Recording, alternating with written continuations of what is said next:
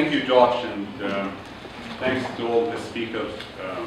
I apologize for being underdressed to all this. I came back a couple of days ago, so I haven't really processed all that I've seen. My name again is Ra'ed Jarrar. I'm with the American Friends Service Committee. My organization has been operational in Gaza since 1949. So it's been a while of actually working inside both Israel and Palestine for generations now. I will speak about 4 issues very fast. I think I have 4 minutes, so 1 issue a minute. The first one is that the humanitarian crisis is, and the war is still going on.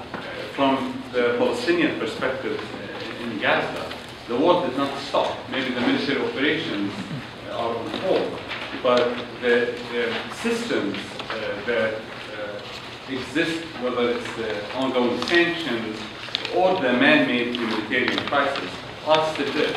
The day that I arrived to Gaza, and this was my first ever trip to Palestine, although I am of Palestinian descent. The first day I arrived to Gaza, I went to the hotel, which is a very nice hotel. I wasn't imagining to have nice hotels in Gaza. But when I wanted to take a shower, the water that comes out of the shower is seawater. It's salty water.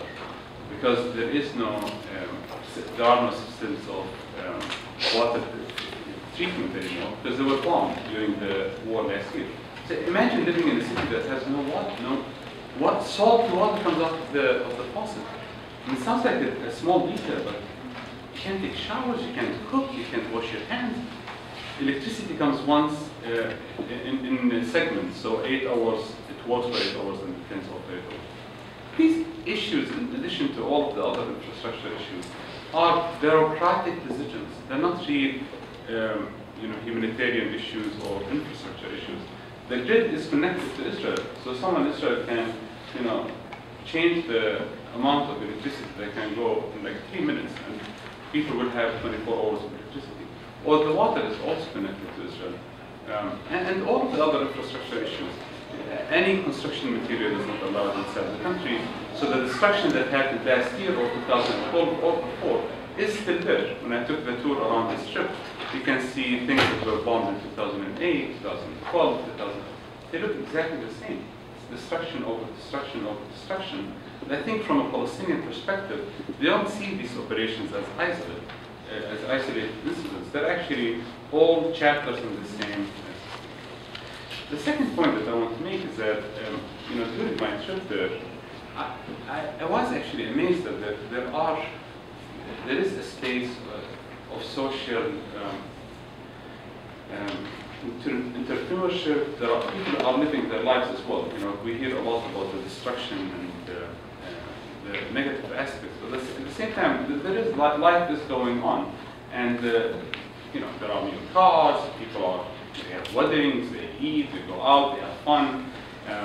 And these things actually meant a lot to me, to see that there is actual life there, that we don't really see it on a daily basis. I met with so many young Palestinians who have never left the Gaza Strip before. They're very passionate about politics. They want to talk about it and work on things. But it's not easy for them because they're not allowed to go in and out. Which leads me to my third point about going in and out.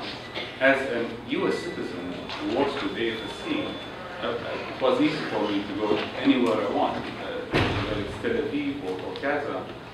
Israelis and Palestinians can't cross the borders. I mean, or any other international people can't without permits.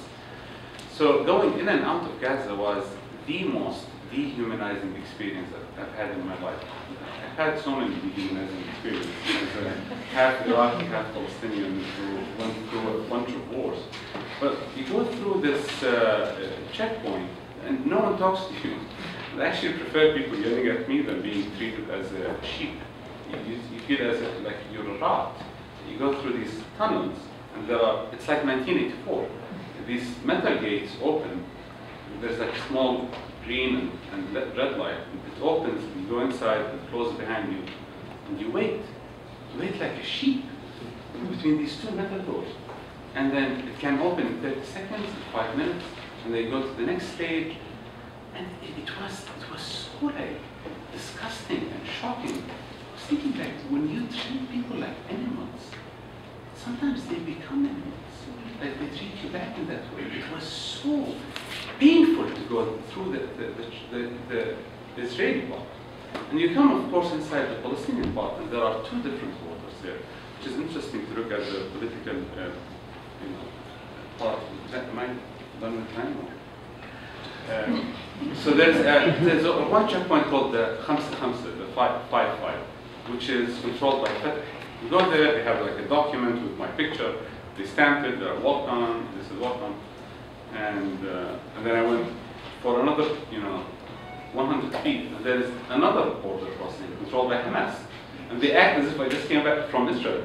They're like, oh, welcome. And they have this other set of documents with my picture, another picture on it, that they stamp. I was thinking, wow, it's amazing to see the proximity of everything and the infrastructures that are created.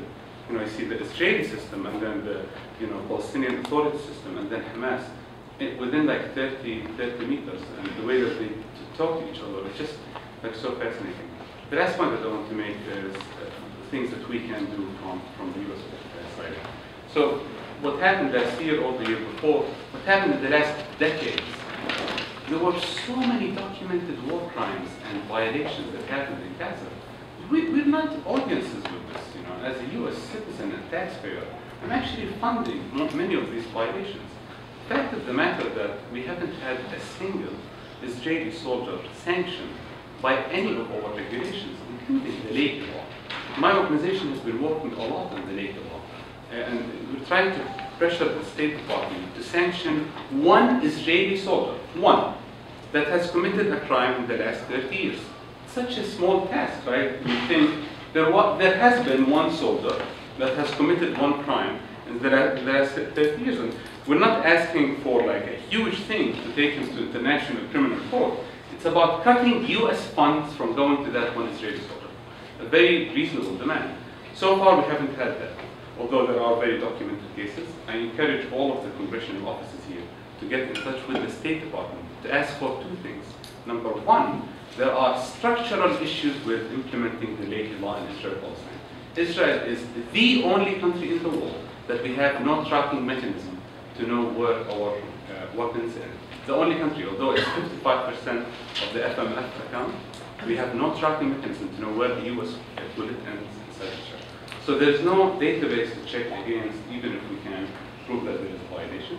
On the other hand, there are so many cases that are documented of violations that haven't been taken seriously. So I encourage all of the congressional offices here to inquire into ask the State Department to have serious inquiry into the implementation of the labor law in Israel, because it will send the right political message that the US will not continue its unchecked support of Israel. Thank you. Thank you so much.